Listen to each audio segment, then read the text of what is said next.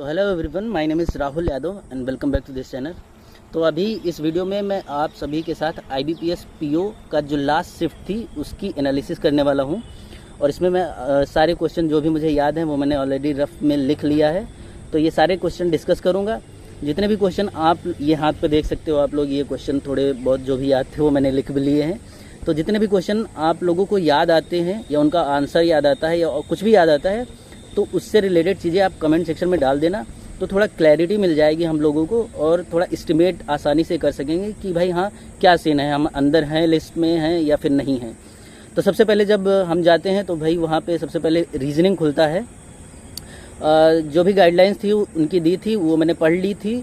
तो उसमें उन्होंने क्लियरली ये लिखा हुआ है कि भाई इक्वल डिस्ट्रीब्यूशन होगा मार्क्स का, हर एक क्वेश्चन इक्वली मार्क्स रखेगा अपने पास।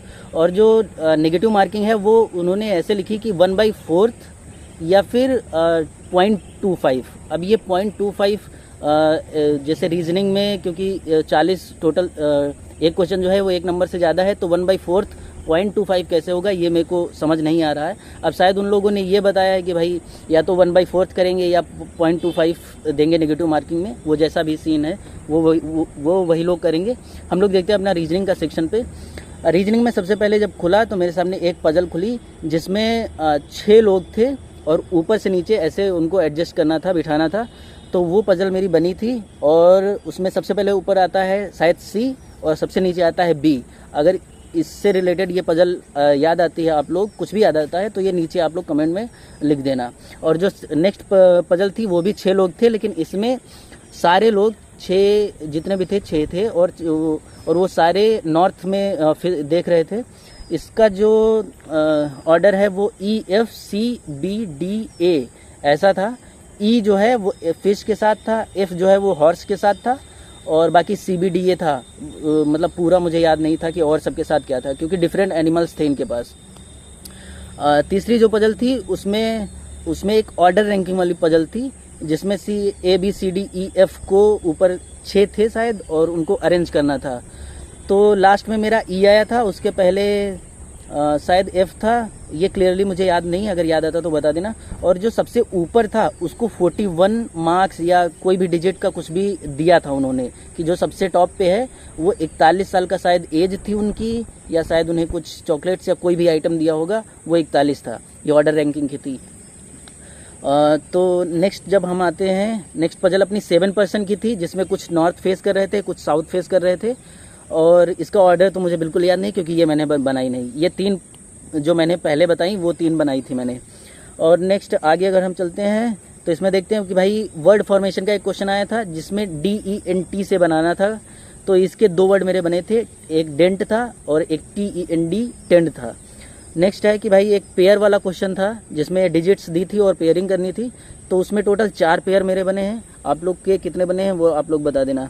टोटल 4 क्वेश्चन सिलॉग के आए थे और ये सारे हो गए थे। नेक्स्ट बात करते हैं हम इंग्लिश पे।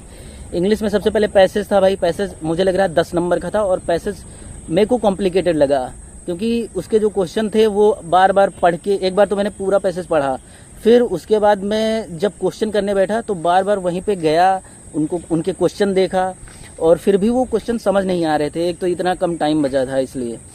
और पैसेज जो था वो पेरेंटहुड पे था जिसमें ब्लैक पीपल्स को वाइट पीपल्स को ऐसे कुछ कंपेयर करा था, उनके ऊपर कोई रिसर्च चल रही थी।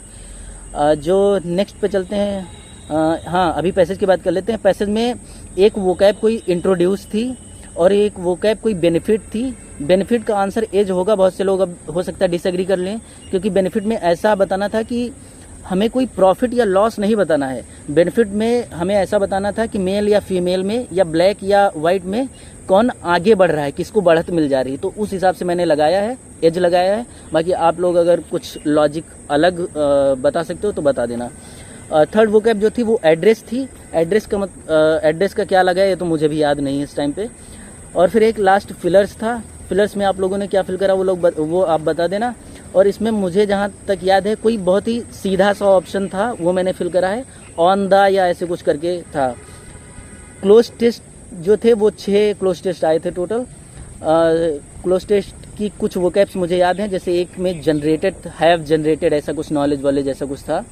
बाकी याद नहीं है। 3-4 एरर के क्वेश्चन थे और एक लोग से बात करी मैंने तो वो बोल रहा था कि भाई एक में शायद एरर, 1-2 में एरर ढूंढने थे, 1-2 में एरर नहीं भी ढूंढने थे। तो ये चीज़ भी आप लोग थोड़ा कंफर्म कर देना था, कर देना कि सब में एरर ढूंढनी है या फिर किसी एक में एरर नहीं भी ढूंढनी है।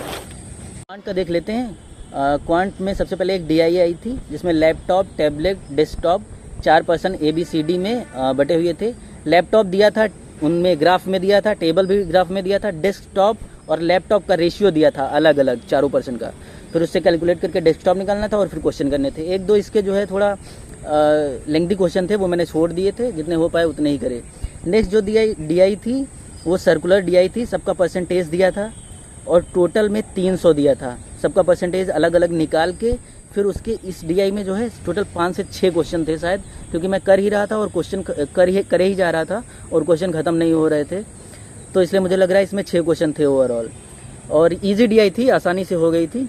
और फिर अगली 4-5 मुझे लग रहा नंबर सीरीज आई थी जो कि बहुत आसान थी, आसानी से हो गई थी। और नंबर सीरीज मेरे को लास्ट में मिली, ये को मैं और वो कैसलेट वगैरह में नहीं फंसा, नहीं तो ये 4-5 नंबर जो भी थे वो बेकार ही चले जाते। और कुछ Q1 Q2 के क्वेश्चन थे, बाकी अरिथमेटिक था। अरिथमेटिक का मैंने एक जो बोट एंड स्ट्रीम का क्वेश्चन आया था वो करा है और अरिथमेटिक का ही एक एज वाला क्वेश्चन करा है। ये 2 मैंने अरिथमेटिक के करे हैं, बाकी जो करा है DI वगैरह वो आप लोगों के सामने है। तो इस तरीके से अगर हम देखें ओवरऑल तो रीजनिंग में मैंने करे हैं 25 और इंग्लिश में करे हैं 28। पैसेज में 1-2 गलत हो सकते हैं इसमें क्योंकि आंसर नहीं मिल रहे थे। और मैथ में करे हैं मैंने 20 एक्यूरेसी के साथ, मुझे नहीं लगता कि गलत होने चाहिए। इस तरीके से टोटल मेरे 73 अटेम्प्ट हुए हैं। अब देखते हैं कितनी एक्यूरेसी है, क्या सीन है। तो भाई अगर हो जाएगा तो मेंस देने को मिलेगा और नहीं होगा तो फिर तो अलग आगे आने वाले एग्ज़ाम्स की तैयारी करेंगे। तो ये मेरी तरफ से इतनी एनालिसिस थी। बाकी आप लोग को अगर कुछ भी याद आता है इसमें तो आप लोग कमेंट सेक्शन में प्लीज़ बता देना, क्योंकि उससे थोड़ी हेल्प हो जाएगी मुझे भी और बाकी जितने भी लोग इस वीडियो को देखेंगे। एंड बाद में अगर आपका इस वीडियो को देखने के बाद अगर किसी भी लोग का सिलेक्शन होता है IBPS PO में तो आगे इस वीडियो के नीचे कमेंट कर देना कि हाँ भाई मेरा हुआ है। बाकी thank you so much for watching this video. और अगर आप लोग यहाँ तक आएँ तो प्लीज़ वीडियो को एक लाइक दे देना, थोड़ा वीडियो पुश हो जाएगी आगे। And take care, bye bye.